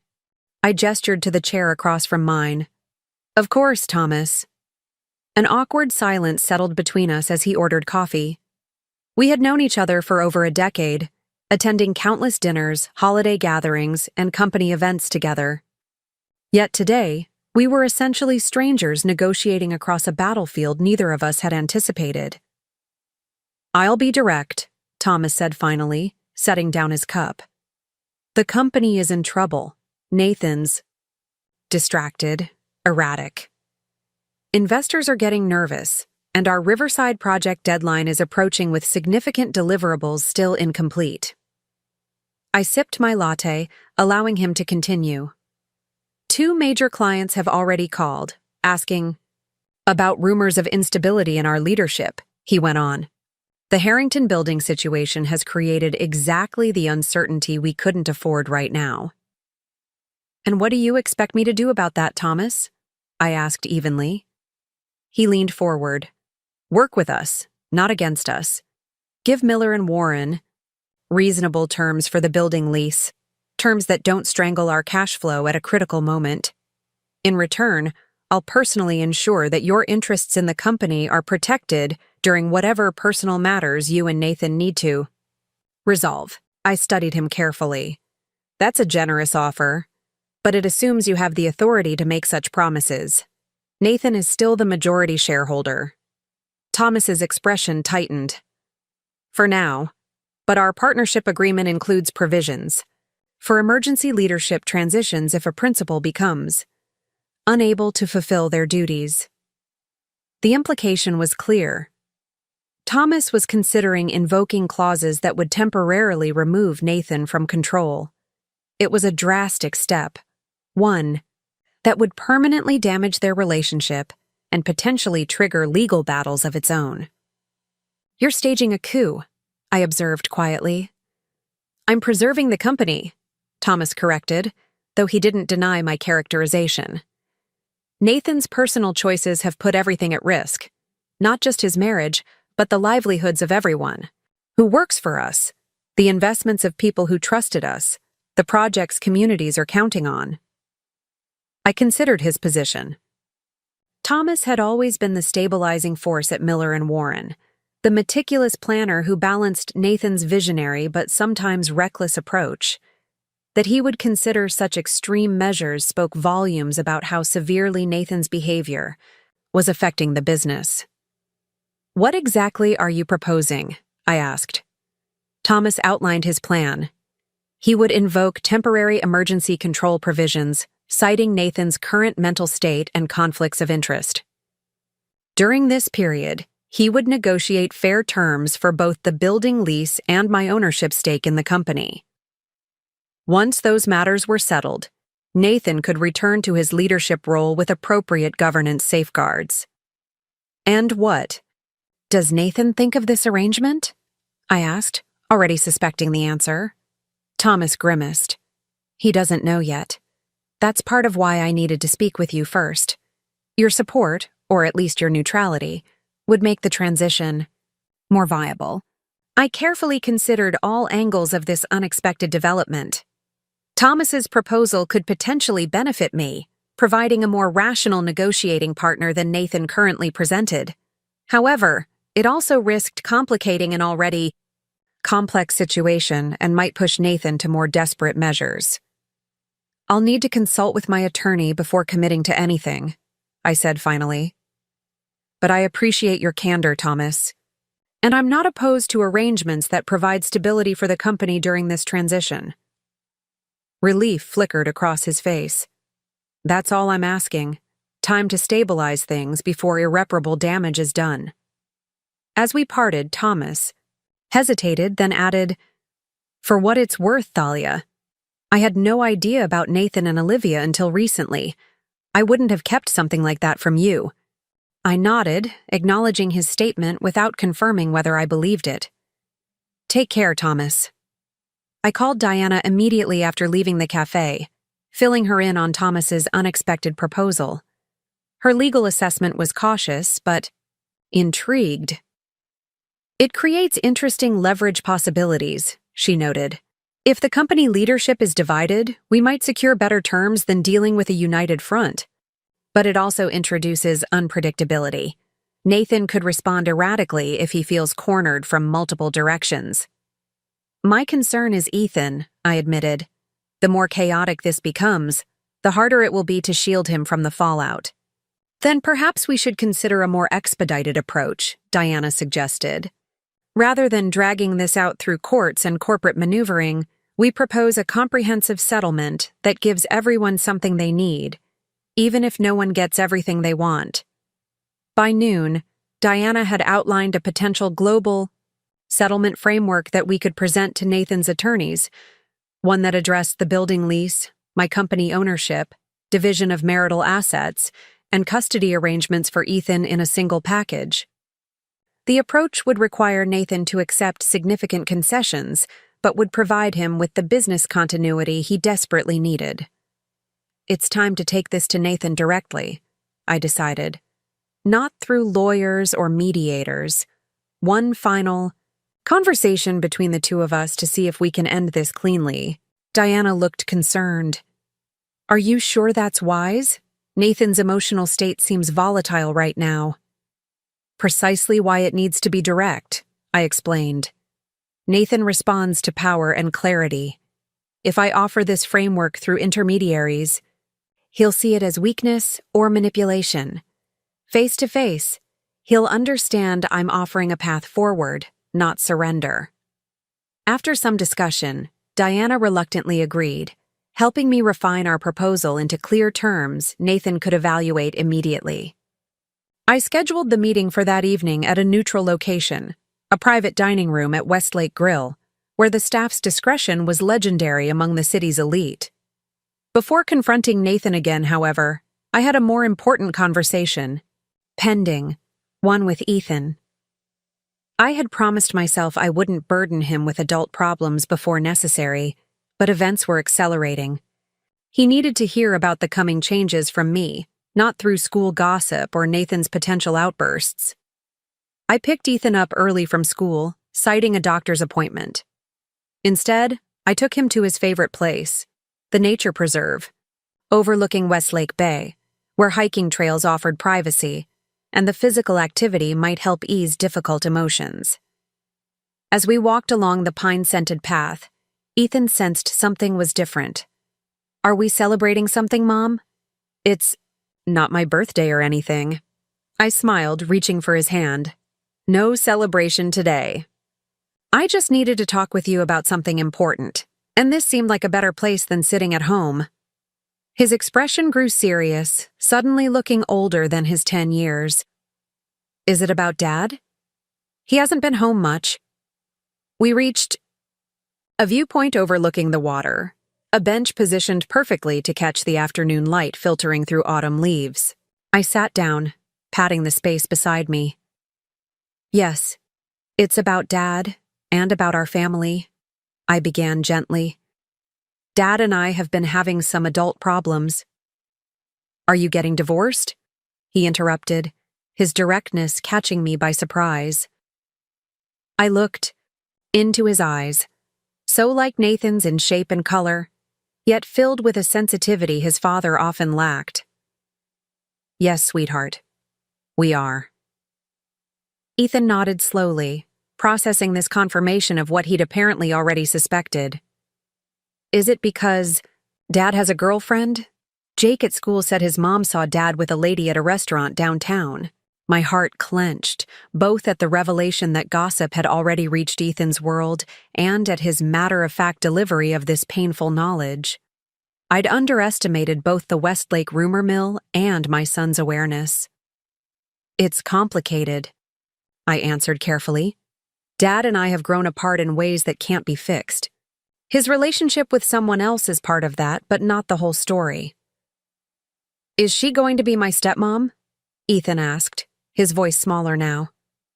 "I don't know what will happen in the future," I said honestly. "But what I do know for certain is that Dad and I both love you very much. That will never change, no matter what happens between us or who else might come into our lives." Ethan was quiet for a long moment, watching a sailboat glide across the distant bay. "Will I have to move? Change schools?" "No," I assured him firmly. "You'll stay in our house with me. Dad will have his own place, and you'll spend time with both of us. Your school, your friends, your activities, all of that stays the same." "Does Dad know we're having this talk?" The question revealed Ethan's perceptiveness about family dynamics, his awareness that adult decisions weren't always collaborative. "I told him I was planning to speak with you today," I said. "We both agree you deserve honesty, even when the truth is difficult." Ethan leaned against me, allowing me to put my arm around his shoulders. "I kind of knew already," he admitted. "You guys stopped laughing together, and Dad's phone always dings with messages he doesn't want me to see." My throat tightened with emotion. Partly sorrow that Ethan had been observing these signs of fracture, partly pride in his emotional intelligence. "I'm sorry you've been worried about this without feeling you could talk to us." He shrugged. "It's okay. Jake's parents got divorced last year, and he says it's not that bad now. He gets 2 birthdays and double Christmas presents. Despite everything." I laughed softly at his pragmatic perspective. "It might not be quite so gift-oriented for us, but yes, there can be good things about having 2 households that love you." We sat together watching the water, Ethan occasionally asking practical questions about logistics, where Dad would live, holiday arrangements, whether his bedroom would stay the same. I answered everything as honestly as I could without burdening him with adult complexities like affairs, prenatal appointments, or corporate power struggles. As we walked back to the car, Ethan suddenly stopped and looked up at me. "Mom, are you sad about the divorce?" The directness of his question deserved equal honesty. "Yes and no," I told him. "I'm sad about losing the family we plan to have forever. But I'm not sad about moving forward into whatever comes next. Sometimes endings are necessary for new beginnings." He considered this, then nodded with surprising maturity. "I think I get it. Like when my class play last year had a really bad rehearsal and Ms. Simmons said we needed to start over with a better plan." "Something like that," I agreed, marveling at his ability to find meaning through his own experience. That evening, after settling Ethan with his favorite babysitter and a pizza night planned, I dressed carefully for my meeting with Nathan. Not in business attire this time, but in a deep burgundy dress that projected confidence without corporate armor. This conversation needed to happen as equal partners dissolving a union, not as business adversaries. The private dining room at the Westlake Grill was discreetly tucked away from the main restaurant, with a separate entrance that allowed privacy. I arrived first, arranging the settlement documents on the table and ordering a bottle of Cabernet, Nathan's favorite wine, a small gesture acknowledging our shared history despite current circumstances. Nathan arrived 7 minutes late, his entrance lacking the commanding presence he typically cultivated. He appeared tired, his customary pristine appearance slightly disheveled. "Thank you for coming," I said as he took the seat across from me. He nodded, glancing at the wine. "Your choice?" "I remembered it was your favorite." A flicker of surprise crossed his face. Thoughtful, considering the circumstances. The server poured our wine and discreetly withdrew after confirming we didn't need menus. For a moment, we sat in loaded silence, 15 years of shared history hovering between us like an unseen presence. "I spoke with Ethan today," I said finally. "About the divorce." Nathan's expression tightened. "Without consulting me first? I told you yesterday I planned to do it. You didn't object." He sighed, the fight leaving him momentarily. How did he take it? Better than expected. He'd already pieced most of it together. I paused. "Including your relationship with Olivia. Apparently you were seen together around town." Nathan winced. "I didn't think—" "That's been the problem all along, hasn't it?" I interrupted gently. "You didn't think about the consequences. Not for me, not for Ethan, not even for the company you built." Rather than responding defensively as I expected, Nathan rubbed his temples wearily. "You're right. I've made a mess of everything." His admission caught me off guard. I had prepared for anger, negotiation tactics, even emotional manipulation.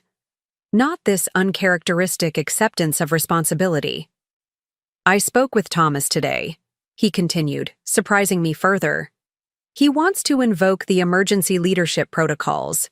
Says I'm compromising company interests with personal volatility." "And what do you think about that?" I asked carefully. Nathan laughed without humor. "I think he might be right. I've lost focus, made impulsive decisions. The Riverside project is behind schedule. 2 investors have backed out of the Parkside development. The company's in trouble, and it's largely my fault." I studied him, trying to determine if this was genuine self-awareness or a tactical approach to gain sympathy. "Nathan, why are we here tonight?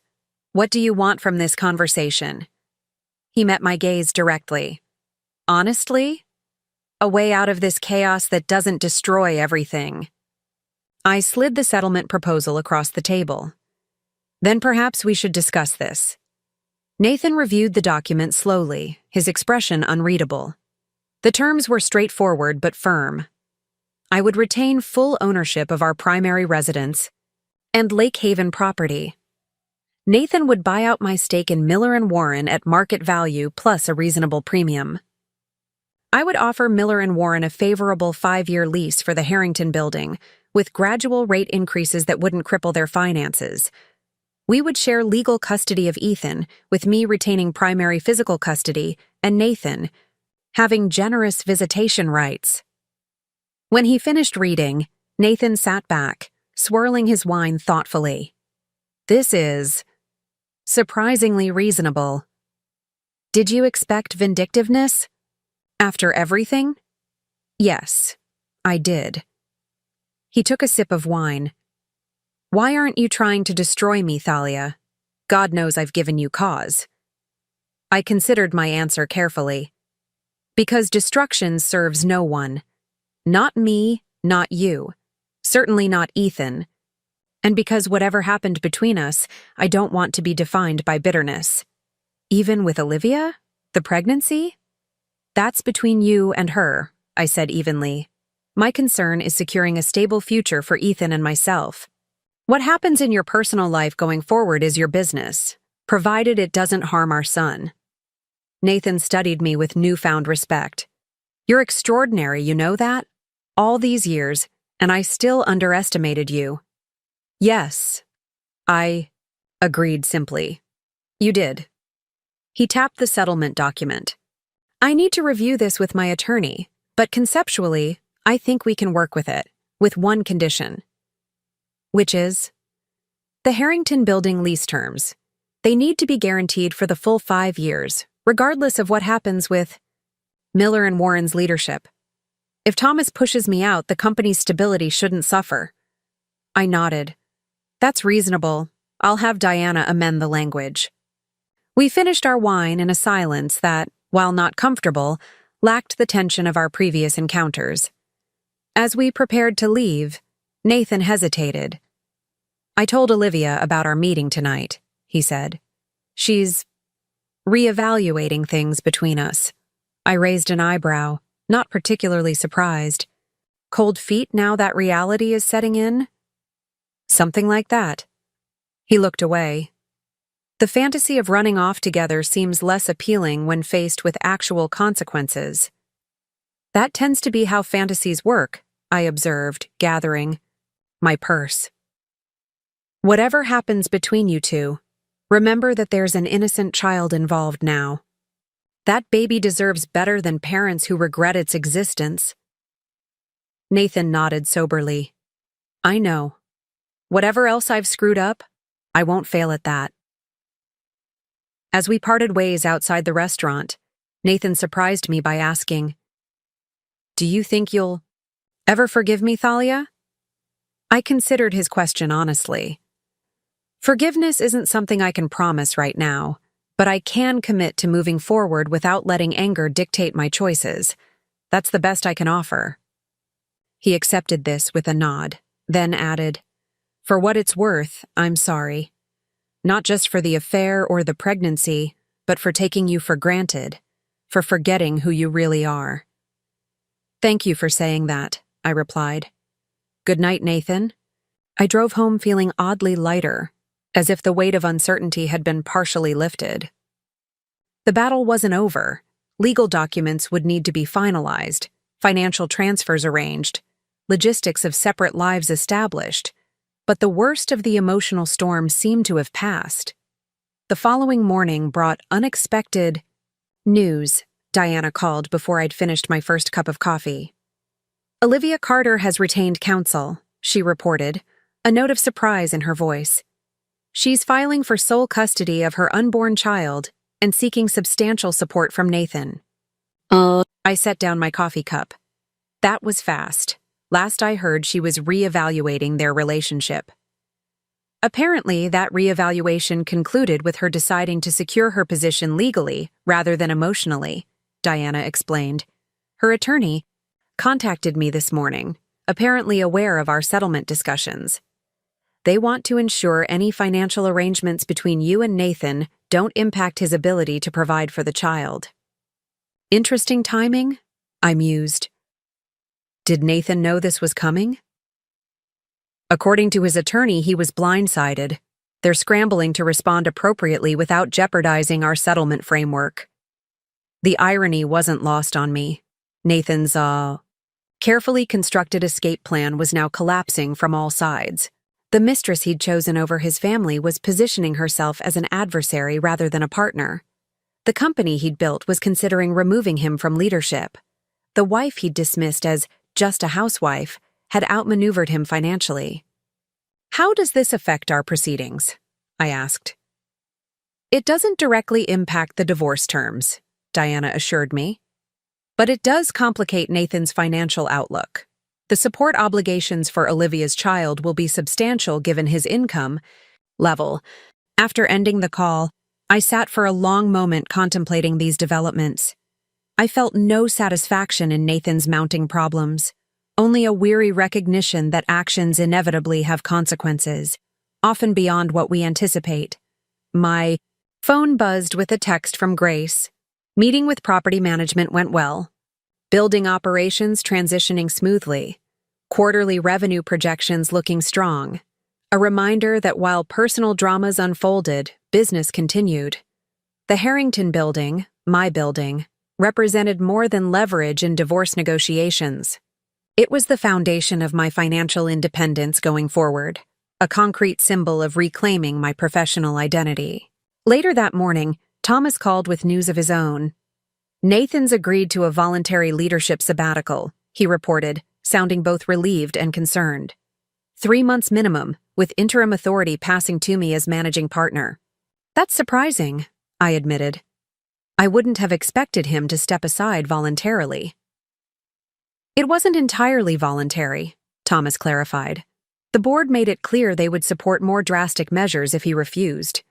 And with Olivia's legal actions creating additional complications, he's cutting his losses," I concluded, trying to preserve what influence he can by appearing cooperative. "Essentially," Thomas agreed. "The good news is this should stabilize things for the company while your personal matters are resolved.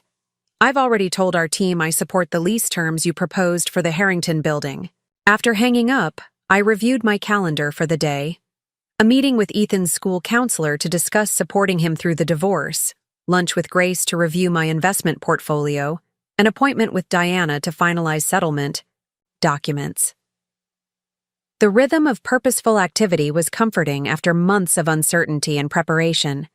Mid-afternoon, a call came from an unexpected source.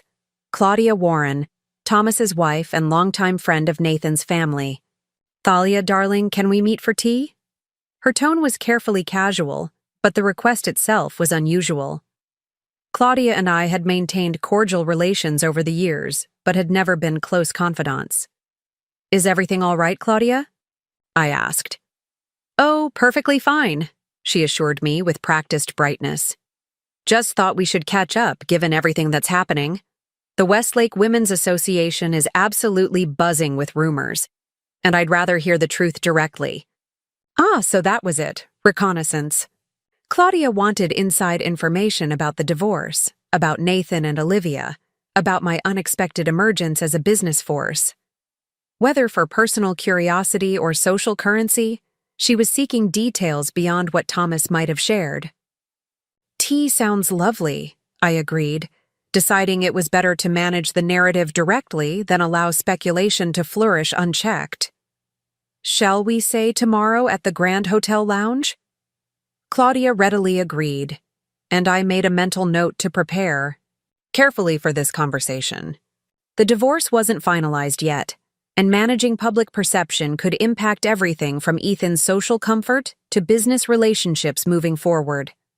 That evening, as I helped Ethan with a science project, Nathan texted, "Settlement terms accepted in principle.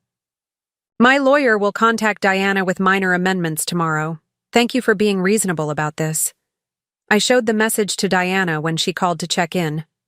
"Progress," she noted approvingly. "Though I'll reserve judgment until we see these minor amendments." "What's your assessment of his sudden cooperation?" I asked. "Is he genuinely accepting reality, or is this a tactical retreat?" "With men like Nathan, it's usually both," Diana observed. "He's practical enough to recognize when a position is untenable, but strategic enough to preserve resources for future battles. I'd expect him to comply with the letter of our agreement while looking for advantages around the margins." Her caution was well-founded. The following morning, Nathan's attorney sent over their proposed revisions, mostly reasonable clarifications, with one significant change. Nathan wanted a right of first refusal if I ever decided to sell the Harrington building. Classic Nathan, I told Diana. He's already planning how to reclaim what he's losing. Do you want to reject it? She asked. I considered the request thoughtfully. No, let him have it. The right of first refusal doesn't obligate me to sell, only to offer him the opportunity to match any legitimate offer. Given his current financial constraints, it's unlikely he could exercise the option anyway. A symbolic victory for his ego, Diana agreed, might help smooth the final negotiations.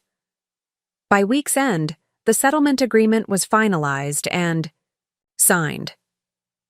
The divorce filing would proceed as an uncontested matter, sparing both of us the public spectacle of litigation. Miller & Warren would retain its offices under the new lease terms, with Thomas at the helm during Nathan's sabbatical. My financial future and Ethan's stability were secured. The promised meeting with Claudia proved illuminating in unexpected ways. Rather than probing for gossip as I'd anticipated, she revealed her own marital discontent. Thomas hasn't been the same since taking over for Nathan, she confided over Earl Grey tea. He's obsessed with saving the company, works until midnight, barely notices the children or me. Leadership transitions are always challenging, I offered neutrally. Claudia leaned forward, lowering her voice despite the private alcove we occupied. The truth is, Thalia, I've always envied how you managed your life with Nathan. The perfect balance of supportive wife and independent woman. I thought you had it all figured out. I nearly choked on my tea at the irony. Appearances can be deceiving, Claudia. Clearly, she agreed with a meaningful look. But the way you've handled this situation, no public scenes, no social media meltdowns, just quiet dignity and apparently shrewd business moves, it's admirable. Her words reminded me that our private dramas often look entirely different from the outside. While I'd been navigating betrayal and calculating financial protections, others had seen a poised woman maintaining composure through adversity. Life rarely follows the script we imagine, I told her. The only choice is how we respond to the unexpected revisions. News of Olivia's condition continued to ripple through our social circles, though I maintained a dignified silence on the matter. When asked directly about Nathan's impending fatherhood with another woman, I simply responded that my focus was on Ethan's well-being during our transition to co-parenting. Nathan himself seemed to be adapting to his diminished circumstances, with unexpected grace. During his first scheduled visitation with Ethan, he arrived promptly, engaging genuinely with our son, rather than using the time to attempt reconciliation or manipulation with me. He's really trying, Ethan reported after their weekend together. He showed me his new apartment and said I could help decorate my room there, and he didn't check his phone the whole time we were at the Science Museum. That's wonderful, I replied sincerely. Whatever my feelings about Nathan as a husband, I wanted him to be the best possible father to Ethan. 2 weeks after signing our settlement agreement, I received an unexpected call from Olivia. I almost declined it, but decided direct communication might be preferable to speculation. Thalia, she began hesitantly, I hope it's okay that I called. I wanted to talk to you about some things. I'm listening, I said, keeping my tone neutral. First, I want to apologize, she said, surprising me. What Nathan and I did was wrong. I knew he was married, knew about Ethan. I have no excuse, except that I believed what I wanted to believe, that his marriage was already over in all but name, that we weren't really hurting anyone.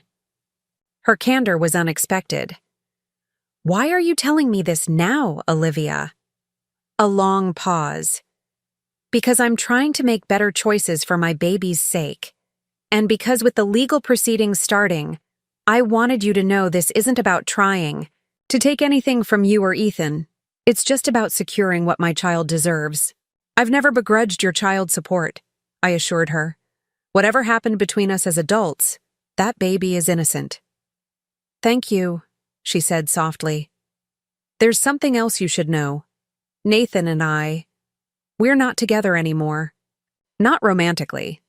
He'll be involved with the baby, but we both realized our relationship was built on fantasy, not reality. This confirmation of what I'd suspected didn't surprise me, though I wondered at her motivation for sharing it. I appreciate your honesty, Olivia, but why tell me? Another pause. Because rumors are starting that I trapped Nathan deliberately, that I'm using the pregnancy to extort money from him.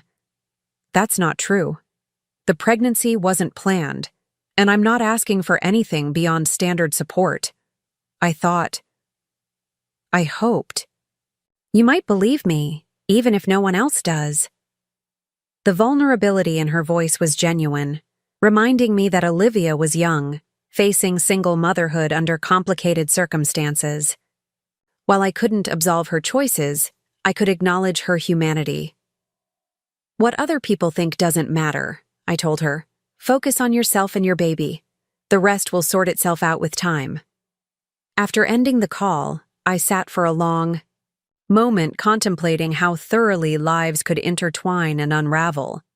Nathan's choices had created ripples affecting not just our immediate family, but extending to his company, his employees, Olivia, her unborn child, our social circles. Consequences. Spreading outward like stones cast in still water. That evening, I opened my laptop and began drafting a business plan for the art therapy studio I'd dreamed of establishing for years, a dream Nathan had always dismissed as impractical. The Harrington building had vacant space on the ground, floor that would be perfect for the venture, combining my business acumen with my passion for art's healing potential. As I worked, I felt a sense of possibility unfurling within me. Not just financial independence or freedom from a broken marriage, but the opportunity to create something meaningful that was entirely my own vision. My phone buzzed with a text. From Diana. Final divorce decree expected within 30 days. Everything proceeding smoothly. I smiled at the notification. 30 days until the legal end of a chapter that had emotionally concluded months ago. 30 days until I officially reclaimed my identity as Thalia Everett rather than Mrs. Nathan Miller. Outside my window, the lights of Westlake glittered against the darkening sky, including the illuminated facade of the Harrington building in the distance. From being dismissed as just a housewife, I had emerged as a property owner, business strategist, and architect of my own future.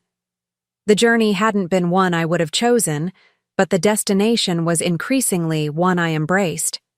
Not the end I had expected, but perhaps the beginning I had always deserved. Up next, you've got 2 more standout stories right on your screen. If this one hit the mark, you won't want to pass these up. Just click and check them out.